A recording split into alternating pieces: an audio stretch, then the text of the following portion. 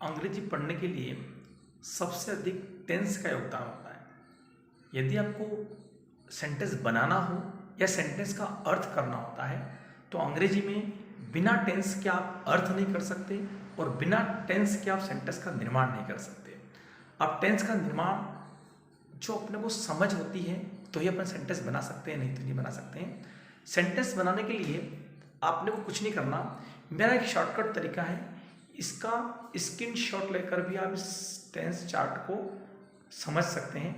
जैसे आपको मैं थोड़ा थोड़ा टुकड़े में बताता हूँ। यह देख लीजिए, ये ऊपर की लाइन प्रेजेंट सिंपल की है।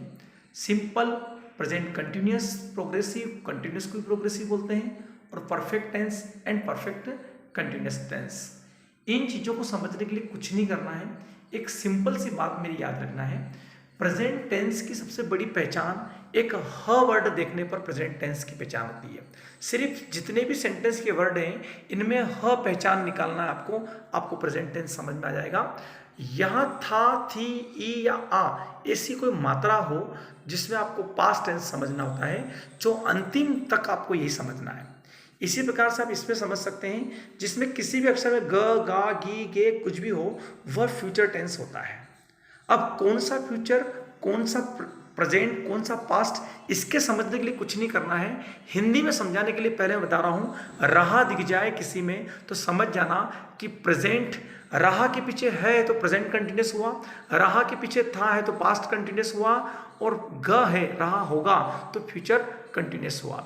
इसी प्रकार जिसमें चुका शब्द आ जाता है समझ जाना कि वो परफेक्ट है। अब कौन सा परफेक्ट है वो आपको है, गा, था, थी से पता चलेगा। इसी तरीके से जिसमें समय नजर आ जाए तो समझ जाना चाहिए कि यह आपको परफेक्ट कंटिन्यूअस टेंस की पहचान होगी। यह आपको हिंदी में पहचान करने के तरीके हैं, रहा से, चुका से और समय से। इन शब्दों के पीछे रहा है प्रेजेंट सिंपल, प्रेजेंट कंटिन्यूअस हो जाएगा, मतलब रहा मतलब चुका था तो पास्ट हो जाएगा, वो भी परफेक्ट हो जाएगा। और समय आ रहा है, समय होगा तो ऐसा कुछ भी लिखा रहेगा, 4 दिन होगा या 4 दिन से रह रहा होगा, तो समझ जाना कि फ्यूचर कंटिन्यूअस पर परफेक्ट कंटिन्यूअस होगा। क्यों होगा? क्योंकि इसमें समय आ गया है।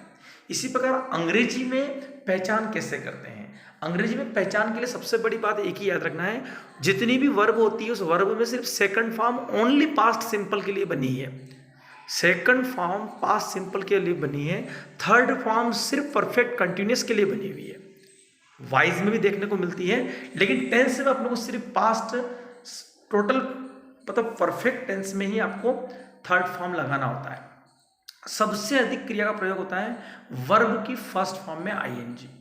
अतः आपको जितने भी टेंस समझना है उन टेंस का सबसे बढ़िया तरीका यही है, आप कुछ भी करिए, एक वचन कर्ता के साथ एस या एस देखने को मिलता है, वो प्रेजेंट सिंपल टेंस होता है। इसी प्रकार से सेकंड फॉर्म सिर्फ पास्ट के अंदर होती है। और शल विल सहायक क्रिया, शल विल सहायक क्रिया सिर्फ फ्यूचर में ही लगती है। देख लीजिए, शल विल और फर्स्ट फॉर्म लगा तो प्रेजेंट फ्यूचर सिंपल हुआ, शल विल के सामने बी लग जाएगा तो फ्यूचर कंटिन्यूअस हुआ, शल विल के सामने अगर हैव लग जाएगा तो परफेक्ट हो जाएगा, और शल हैव बीन प्लस समय लग जाता है तो फ्यूचर परफेक्ट कंटिन्यूअस टेंस बन जाता है।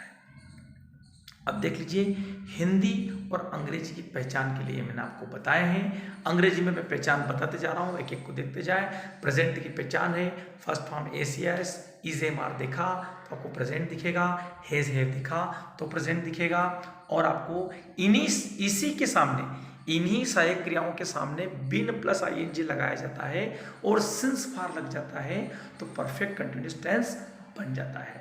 देख लीजिए, अब बात मैं ये बताने जा रहा हूँ कि आपको बहुत डर लगता है कि सहायक क्रियाएं कितनी याद करें और कैसे करें।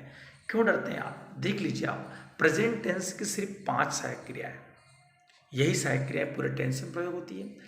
पास्ट टेंस की ओनली 3 सहायक क्रिया, वाज वर और हेड, ये पूरा पास्ट टेंस में प्रयोग होती है। इसी प्रकार फ्यूचर में सिर्फ 2 ही सहायक क्रियाएं, शल विल, ये पूरे फ्यूचर में प्रयोग होती है। तो आप सोच लीजिए, 5 और 3 8, 8 और 2 10 सहायक क्रिया याद रखने से पूरे टेंस के साथ साथ वाक्य का निर्माण होता है, वाक्य की पहचान होती है, सामने वाले के अर्थ की पहचान होती है। तो तो अब देख लीजिए, मैं आपको सेंटेंस की हिंदी पहचान सिखाने जा रहा हूँ। आई हैड टेकन टी लिखा है, हेड लगा है। अगर आपको सहायक क्रिया का पता है तो आपको पता चल जाएगा पास्ट टेंस है, थर्ड फॉर्म है, इसलिए पास्ट परफेक्ट है।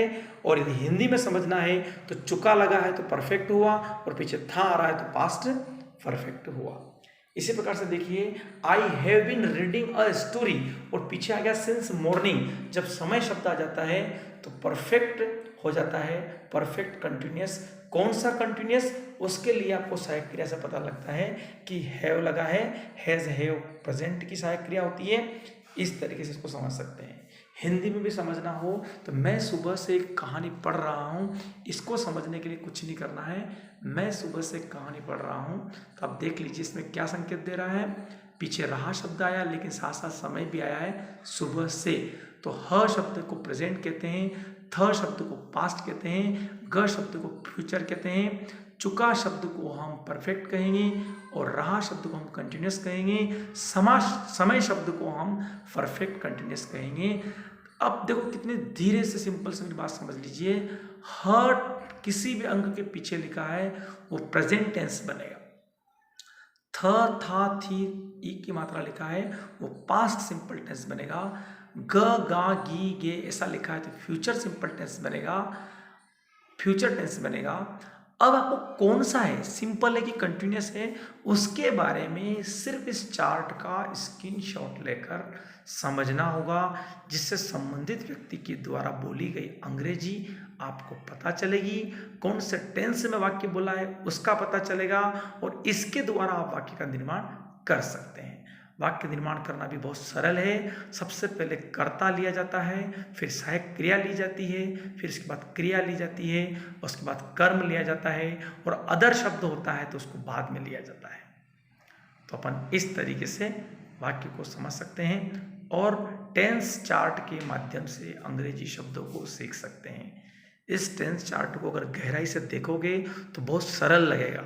गहराई से देखने का मतलब सरल क्यों लगेगा, आप देख लीजिए। मैंने कहा है सेकंड फॉर्म सिर्फ पास्ट टेंस के लिए बनी हुई है।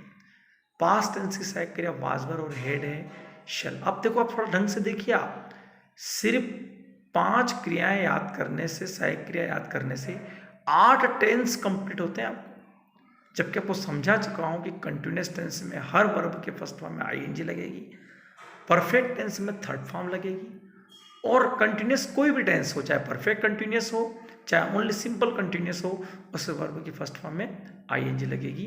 इस तरीके से आप टेंस चार्ट को समझ सकते हैं और अपने घर पे बैठे बैठे वाक्य का निर्माण कर सकते हैं।